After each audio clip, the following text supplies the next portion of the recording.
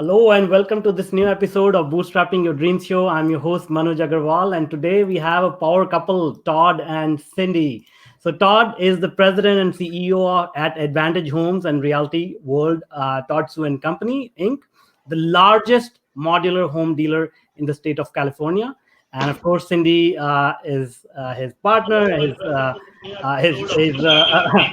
We'll talk about Cindy in the interview, but we prepared the intro for Todd, and luckily we had Cindy join us, so that's amazing. I'll just go through Thank the you. intro once again.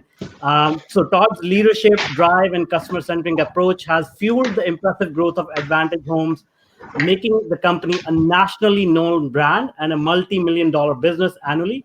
He's a self-made, award-winning entrepreneur, founder, thought leader, and philanthropist with over 25 years of success in the modular home, real estate, hotel, and mortgage financing industries.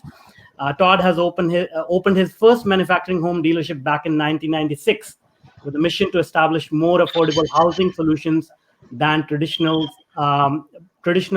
site-built homes in order to serve one of the fastest growing, most competitive markets in the US. As a recognized industry expert, Todd has been awarded countless awards since the inception of Advantage Homes, being five-time winner of the Manufactured Home Institute's Retailer of the Year Award and California Manufactured Housing Institute's 2015 Retailer of the Year Award. Cindy, his wife, happens to be his business partner and have been called the couple that cares. Todd and his family are also associated with various social causes, namely housing for families in need, down payment assistance for U.S. military veterans, funding orphanages in Vietnam, building schools, and more. Todd was honored twice with the City of San Jose's Communities Honorary Award by San Jose Mayor Sam Liccardo and Councilman Tam Nugent. In his free time, Todd enjoys spending time with his family, playing basketball, tennis, and golf. And you can check out his morning walks and a very delicious-looking breakfast shot on Facebook. Welcome, Todd and Cindy. I'm so excited to have you here. Thank you. Thank you for having us, Manuj. We're very honored, and we're excited to be on the show. Awesome. Likewise. All right, great. So you've had a tremendously successful career. You've built a multi-million dollar business in a unique industry, I will say. Yeah, I think it's still a new industry, modular home building. So can you walk us through your journey? How did you even come up with this idea? I'm sure when you started, it must have been literally a new invention, if you will. Yeah, I mean, thanks, Manuj, for the question, and thanks for the awesome intro. that's incredible that you were able to get all that information. I think our journey was 20 years overnight success story, to be honest. And it was basically us. Initially, I was very young and I had an entrepreneurial spirit. I had originally wanted to become a tennis coach and wanted to have my own private tennis coaching unit and company. But obviously, I was trying to figure out how to fund it by doing odd jobs, ending up working at gas stations, cleaning toilets, and finally got the opportunity to save enough money to get into the real estate housing market. And Cindy and we ended up seeing a vision of affordable housing in the Bay Area. And we ended up seeing that there was a need for, the families that were making $50,000, $70,000 to have some type of housing. A lot of them, were ending up renting and not being able to afford buying a regular house, a single family home. So a manufactured home or modular home, we felt was the right niche for us to jump into. And we were very, very blessed to meet the right folks to guide us in the right direction. And as we grew our team together, it was never always just, hey, we got successful. We ended up going into communities and ended up getting chased by dogs. We were trying to save 10 cents for postage. And even though it was illegal to solicit, we didn't have that much money. So we ended up going out there and handing out flyers and putting it on doorsteps. And we just saw the need. And as our business grew, we saw, hey, we could help more and more people fill a need and feel good about what we do in the industry, in an industry that's rewarding. That's awesome. That's great. And so I want to bring this up. When did Cindy join? Like, did you start the business together, or did you join later? How was that? I joined Todd about 3 years later after I figured out that dental school wasn't the right career for me.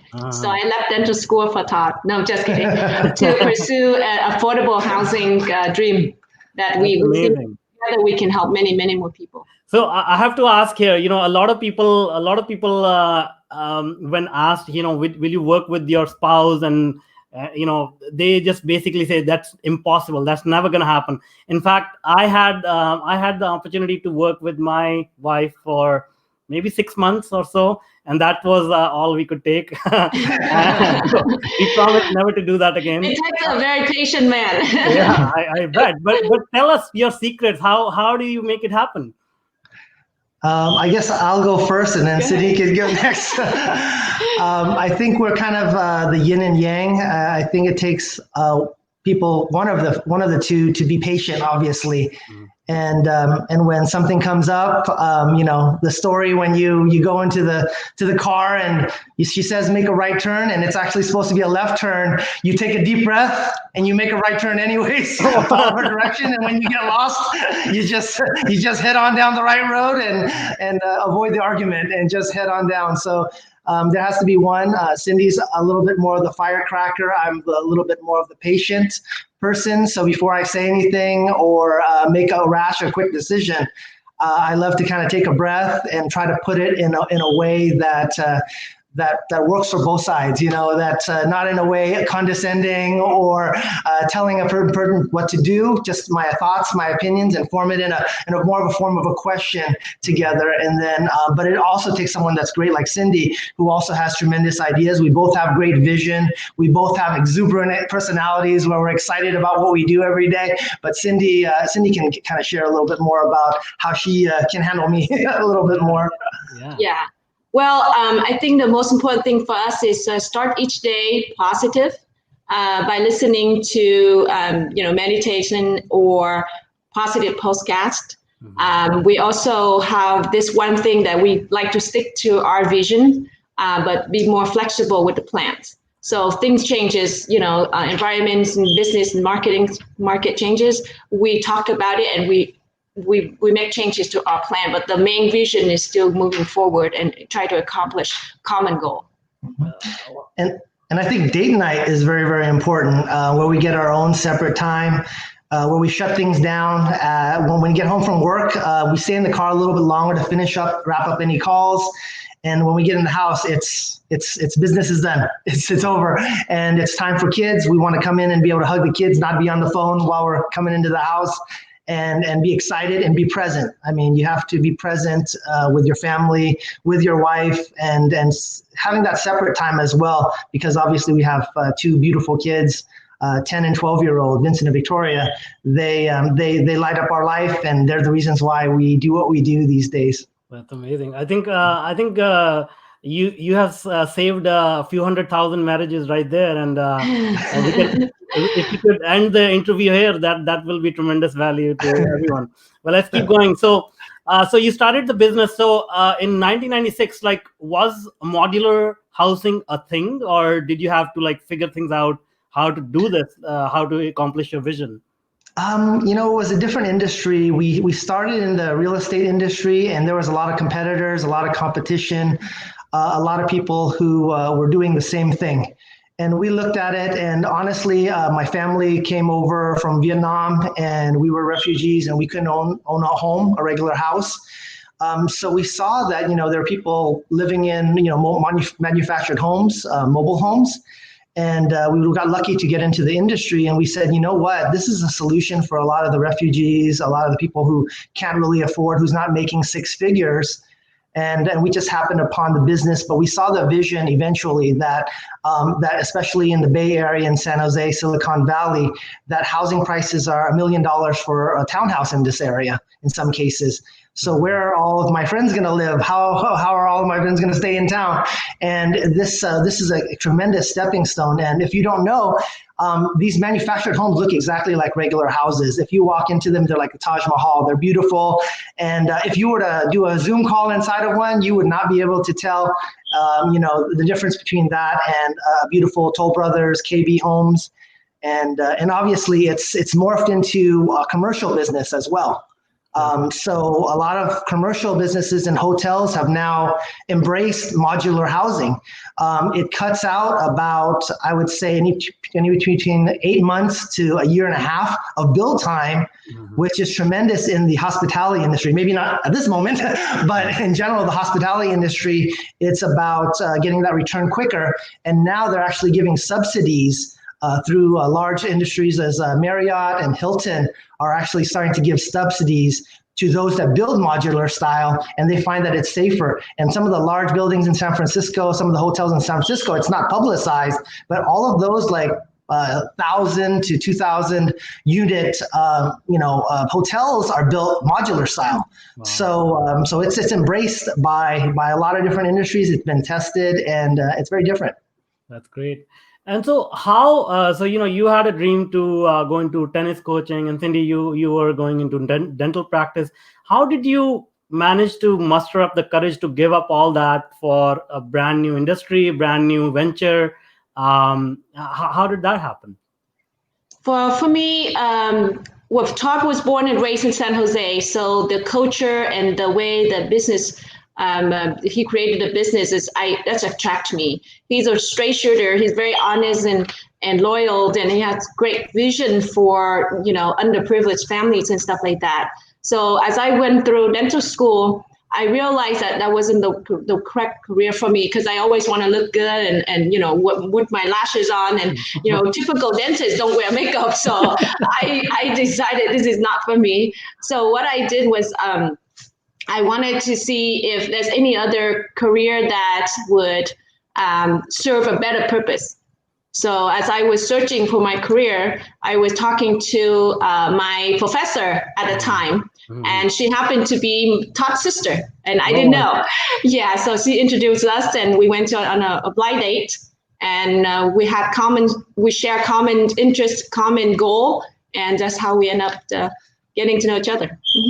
Oh, I got to tell you a story. The first time I met Cindy, we actually met for the first time, our blind date was at an In-N-Out Burger. So we met in the parking lot of an In-N-Out Burger. This 95-pound Vietnamese young girl comes out of this big red Dodge Durango with these eyelashes, high heels, and wanting to talk business to me. And I was, honestly, I got to say, I was a little intimidated. I was like, wait a second, she looks a little high maintenance. I don't know how this is going to work out, but let's just get out there. But we ended up, going to this restaurant called the Pepper Mill. We went upstairs and we talked for hours and hours, and we found that intellectually we matched really well. And she's not bad looking either, so hey, it'll work out really well. So yeah, I'm sorry, I just had to share that story. That's amazing. That's amazing. So how from the In-N-Out Burger, and now you guys are power couple, couple that cares. So how did you get that name? Yeah, I think a lot of the people that we mentor, they made up that name. Yeah, a lot of the folks that we end up mentoring and spending time with, I think, mentioned that. But for us, I think it's all about delivering value, trying to figure out how to deliver value, not for just our customers, but for our employees and staff. Mm-hmm. So we always try to figure out, Cindy, you can mention a little bit about your vision on what your dream is for all of our company and our team and all of that. We have a wonderful team, by the way, 180 wonderful people that work for us, together with us. Yeah, we're very blessed to have a wonderful team behind us. We can't accomplish what we have today without them. Many of them have been with us for 14 years, 16 years. Some of them are 18 years. Wow. Average employee work for us is about 8 to 9 years. So we always put our employees first. Our agents and employees first, because they're wonderful people. So many people ask us, how do you manage 8 different businesses and still be together? So, the truth is our staff and agents are amazing. Yeah. So we don't have to manage so much of that. Yeah. So caring wise, the reason why they call us the couple that cares, number one, is we contribute a lot to the to our areas and where we live and where we come from. We were blessed to be able to donate a home to a family that they lost 2 10-year-olds and an uncle, and they didn't have insurance. So Cindy and I, we felt like this is an opportunity to help a family out. So even though it was a lot of money for us, $300,000 to build this home for this family, we wanted everyone to understand that it's more about giving back. We spend time giving 1,000 backpacks every year. We've given over 10,000 backpacks that kids come out and jump at us every year and come and give us a hug and say thank you.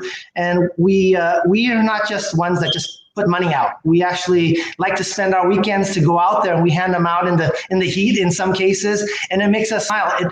That's what really makes us tick. I mean, Cindy's really and I's dream about getting everyone to have matching 401k. We've made that happen. We're trying to figure out how to get dry cleaning to all of our employees and staff. We want each one to have a brand new car if they want one. We want to help them with owning their own home.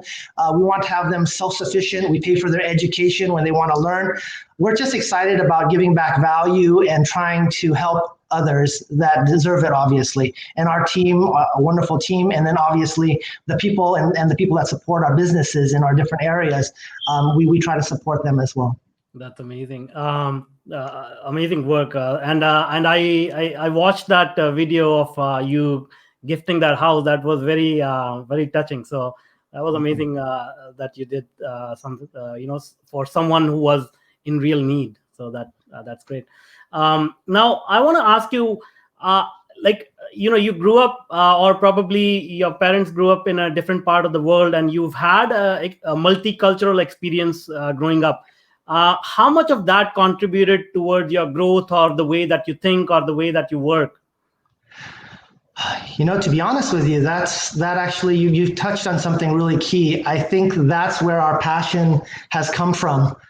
Just seeing, and not necessarily just people that are from different cultures, different ethnicities, just people that don't have the same opportunity. And we're blessed to be born in the United States, and Cindy to live here, and for us to have the opportunity here. Those who don't have the opportunity to own a single family home, and giving them the opportunity to own a manufactured home or modular home is something that we're proud of. I mean, I think sometimes when you own a condo or a townhouse, you don't have pure ownership, where you don't have shared walls, where you hear the next door neighbor talking. When you own a manufactured home, you have your own walls, you have your own parking, you have your own place. This is your kingdom. Mm-hmm. And some of those people kind of switch that and they end up selling their mobile home. They create some equity and the tax write-off, and they end up buying a single family home. And it was a beautiful story. This woman came by and dropped off a bottle of wine for me about 8 months ago. And I had actually sold her a mobile home, and then she bought a single family home. And she told me she wanted to drop off a bottle of wine for us, because she just started crying because her and her son, who are both making about $50,000, would never have been able to live in the single family home if they didn't start by just buying that one mobile home. Mm-hmm. So having, seeing people that are from Vietnam just come over, especially when I just came over, and from Cindy, when my family came over, and when Cindy came over, she sees a lot of opportunity. Actually, I think Cindy really struggled growing up, and she appreciates what America brings. So maybe Cindy can share. She has an awesome story about how she grew up in Vietnam and the struggles that she had. Yeah, please share. Oh, since you mentioned it, I'm going to do a short version of that. Thank you. So I wasn't born and raised in America. I was born and raised in Vietnam, and so that's why I still have the accent, as you can tell. I came here when I was 15 years old. But my dad left us, my mom and 2 brothers, in Vietnam when I was 5 years old. Oh. And it took him about 8 years later to realize that, hey, there's another family in Vietnam. So he sponsored us over here. But during the 8 years living with no dad, father figured I struggled at 8 years old. I dropped out of school at the 2nd grade and started selling balloons on the street. And throughout the years, I've learned to recruit other kids similar to my situation and help me build a team of four kids walking around the village and try to sell a balloon. And that was my business at 8 years old. And I built that for 4 years. And finally, grandma caught me skipping school and took me back home and wanted to provide me a better life. So I moved in with grandma and learned a little bit of English and got back to third grade. She put me back to study third grade at 12 years old. It was an embarrassment for me, but I embraced it. I became a teacher aide, and eventually my dad, 2 years later, my dad decided to sponsor us over to the United States. Amazing. Yeah. So when I got here, I really appreciate the opportunities and what America have provided, and the freedom to dream. And I love that about it. That's a beautiful story. Yeah. And one thing Cindy forgot to share was what was interesting is she actually had at second 2 years to second grade, she actually, in order to compete with the other kids, because there were other kids also selling balloons, because she was artistic, she actually drew on the balloons and put little animals on the balloons, and she could sell the balloon for more money. So she actually at that point knew how to add value. She knew how to get a selling strategy at a very young age. So she's very, she's humble. She doesn't want to share that, but I thought that was, when I heard that, I was like, wow, be good to have her on my team. Yeah, and she was already preparing, getting her hands on making things more beautiful. Yes, and that's why I can't become a dentist. See? So that's a very touching story, and I noticed that you have a lot of books behind you, and the way that you got into school at 12 years of age, and acquired this knowledge. And I know you have a passion for books as well. So can you share with us how this education and books and knowledge has played a role in your life? Well, I didn't start reading books until Todd and I formed a business together. At that time, we couldn't afford to pay for marketing, so we have to go pass out flyers, and get chased by dogs. So we couldn't afford a mentorship. We couldn't afford coaching, business coaching at the time. So I turned my passion into reading more books. So hopefully I'll harvest some golden nuggets from there and then help us run the business together. And again, we know that a couple can never work together. There was like a study done. They said it's only 5% of the married couple can survive. But, we had nothing to lose anyway. So, and we told each other, what worse can happen, and we can start again because we're still young. So that was like going into it with, like, fearless of failure. And I think that would help a lot. And by reading books, and the more we read, the more we enjoyed it more. I think just find the book that interests you and then go for it, And Cindy shared some of the golden nuggets. And at that time, I was so busily hustling, making sales. And Cindy was putting out the flyers for us. And she was actually putting up signs and all that good stuff to try to, make things happen and save us some money to try to grow the company. But she shared those golden nuggets. I go, wow, this reading thing's pretty good. Why don't we find some more stuff? And it was amazing. We started, a whole new world started to open up. We got to meet a lot of great mentors and learn great things in these books. And we implemented a lot of these strategies and thought processes. And that really keyed our growth. And on top of obviously fueling our passion to give value and to help others succeed. I think that was huge. And we got tremendous nuggets out of all of those. If I may explain why we have the book wall like this. Initially, we were going to design just a typical book library, but we wanted to inspire our children to read. And as I know, when I take them to the bookstore, they look at the cover, the colorful cover, and then they picked it up. So Todd suggested me to say, honey, why don't you build the bookshelf that have the book facing out so the kids can look at it? And that's how the idea started. That's amazing. That's great. And so, from what I understand, you run and manage 8 companies between you. Yeah. Yes, we do. So how do you manage all that? Like, give us some business advice. A lot of lot of entrepreneurs in the audience, they are generally bogged down even running one company, and they struggle with even managing that and balancing their work life. How do you manage 8 companies and manage to devote this much time to reading, to family, and all the other wonderful things in life? And running, right? And running. Yeah, exactly. I think the main way is, again, a lot of thought process went into reading more and getting to talk to mentors that could help us to see, that have been through down the same road that we've been through. So, it's 2 deals is too much until you do 3 deals, and 3 deals is too much until you do 6 deals, and 6 deals is too much until you do 10 deals. So we've tried to manage our time very efficiently, but at the same time, put out time for our team, but in segments where you don't waste too much time, and you set aside time where you can share and have dinner together with your team and be able to spend that time. But I think, initially, getting up a lot earlier. Initially, that wasn't one of my biggest things, but I started to understand how valuable it is. If you ask me what is the most difficult thing for me to do in my life, was number 1, to learn how to run.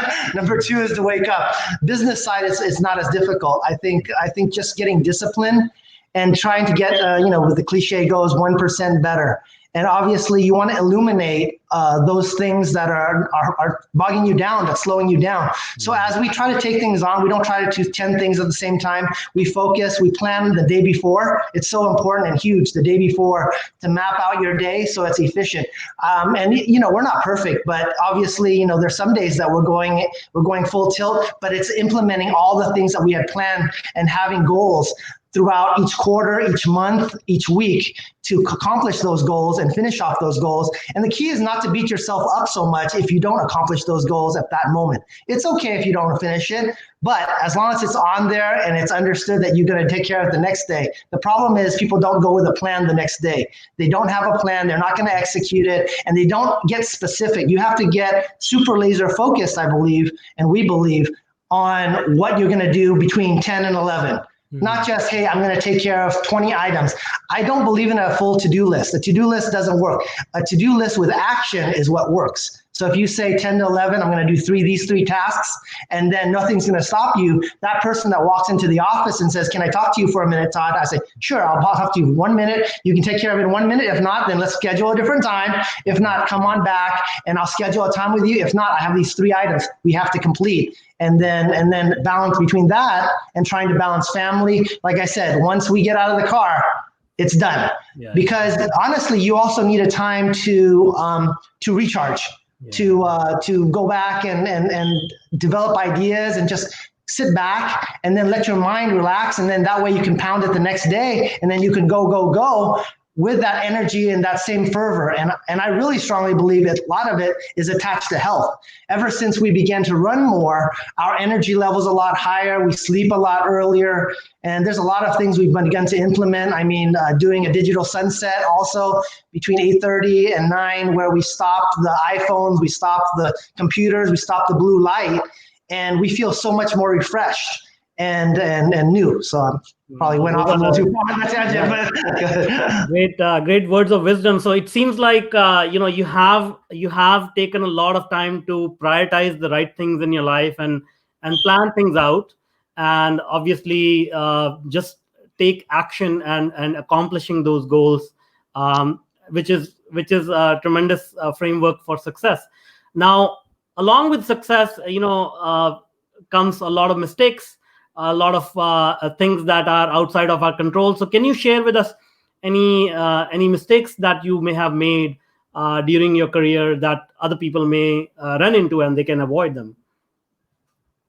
So you want to go first? Well, yes, my mistake are I get too many ideas and I tend to make quick decisions. Mm-hmm. And thanks to Todd, he always calm me down and say, honey, let's look at it again. Let's sleep overnight, think about it, and we'll talk tomorrow. So my mistake was that. So over the years, I've learned to be more patient. That's great. Yeah. For myself, I think again, failure is actually a victory to me or to us. I think initially the whole thought process of failure and losing a sale or losing a listing, it used to make me lose sleep. It used to take me back. But now, again, opening up my mind to reading and spending more time talking with mentors and sharing all these things and manifesting different things, I don't let those things bother me anymore. We feel that we deliver so much value to our clients, to our team. We can't let one thing bog us down. So we feel that the failure actually has actually made us better. So you learn from those failures and you improve from those failures. You just don't let it happen again, but don't dwell on them. I think too often, we dwell on them. And for us specifically, I think I initially, when we first got into the business, we were so worried about getting the sale, trying to figure out how to get the customer to buy the property or to buy the home or to buy that insurance policy or whatever the case may be. I think that what you want to do is you want to focus on the thought process of hey, how am I going to deliver value to the customer? How am I going to help them to get what they want, and then indirectly it'll come. There have been cases, as we've learned in our career, we've come over to someone's house and the senior that thought that going out to rent would be a better deal for her, we told her, you know what? You need to stay in this home. Don't sell your home. But Todd, you're not gonna make money if you don't list my home. I understand that, but it's not the right decision for you. After you've explained to me what you need and your needs are, it doesn't make sense. So why do that? And indirectly, we figured out that, hey, you know what? That lady, that 80-year-old woman told everybody on the block to list their home with us. We ended up getting 4 sales instead of 1. And she would literally knock on our door and go, hey, you're not selling your home with anybody else except for Todd and Cindy. That's it. And so, by manifesting, by doing the right things, by looking after what the client wants, or again, our employees want, and giving them value, it comes back in spades indirectly. That's great. And so it seems like you play the long game, not just get immediate profit, but build long-term relationships, which, as you said, which comes back exponentially. So now coming back to the current situation, we are going through this once in a lifetime sort of experience with the pandemic and everything. So according to you, what is the outlook for housing, modular housing, or any kind of housing? Do you see any major shifts coming because of this situation in terms of where people want to live, how they want to live? Well, that's a great question, Manuj. I think that the whole industry is going to change. I believe that it actually is going to put a green light on trying to build things faster, more efficiently. Obviously, we have difficulty with finding more skilled labor out there. So I think things like manufactured homes and modular housing and even real estate right now, I think for the higher end homes right now, we're seeing where homes are dropping prices a little bit and people are going to be a little more hesitant on the luxury side. But on the lower end side, obviously, there's obviously going to be people who really need to buy homes. And there's actually a surplus of, especially in the Bay Area, in Northern, Southern California areas, we see, and nationally, we see that there's so many people that have kind of been on the fence about purchasing homes. And now they came out of the woodwork now and said, hey, you know what, here's an opportunity for us to buy. But I think ongoing, I think that everyone's just going to be about quicker turnaround, not more long-term. Like, for example, you'll see McDonald's and Burger King right now building commercial. They're not building these big mammoths where they're going to sit there for 100 to 200 years. Mm-hmm. You're seeing Burger King and McDonald's build up, bare walls, very small structures, very simple structures, modular style, and building them quick. And because they know they're going to tear them down in 30 years because the style is going to be out. Yeah. So I think our whole industry is going to change. I think and the majority of housing is going to be built underneath a warehouse. It's going to be built under, can you imagine building a house within 6 weeks versus a year or 2 years and having your contractor go to your bathroom, in your house for a whole year and have your wife or spouse yell at you and saying, hey, you know what, why is this person here so long? The modular housing, the manufactured home industry, especially now that the quality has gone up another level where it's on par with Toll Brothers, with KB, with all the regular housing builders. We personally see all of our housing is going to be built that way. So I think the real estate industry looks strong as far as the manufactured, the affordable housing industry. We're a little concerned, obviously, about the high end and luxury. It may take a hit for a little while, but obviously there's going to be places where people really need to live.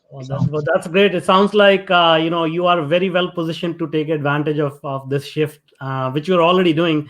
But I agree, it's going to accelerate. So that's great. Now, thank you so much for being with us. That's all the time we had. This has been a wonderful conversation. Now, before we let you go, can you tell us how people can reach out and connect with you? Yeah, you could text us on 55678, and we actually have a gift for some of your viewers. Thank you for viewing. You can text the number 55678. Text the word TCSU. Text the word TCSU to 55678, and Cindy and I will give you our 10 tips for business and love and staying together and working together if those of you struggle. And just to be honest with you, when we had some struggles early on in our relationship, it was hard for us to find someone to share it with. And so now it's kind of nice that we can help others do the same thing. And thank you again for sharing us on your awesome podcast. We love listening, and those of you guys that don't watch. Manuj has some awesome viewers out there. He has some awesome podcasts and some great golden nuggets for you to share. So get out there and take a listen. Thank you so much. Now I want to remind you, we have a global audience. So, they won't be able, like people from outside US may not be able to text you. So for them, how do they connect with you? They can go ahead and find us on our Facebook, which is my Facebook, which is Todd Sue, or my LinkedIn, which is also Todd Sue, TODD space SU. And we also have a website. Cindy, you have the website? Okay, so the website's coming up as we speak. It's going to be toddcindysue.com. So you'll see us there as well. Awesome. That's great. So we'll put those links in the show notes. Thank you so much once again. Thank you very much. Thank you, Manuj. Have a good one. Bye.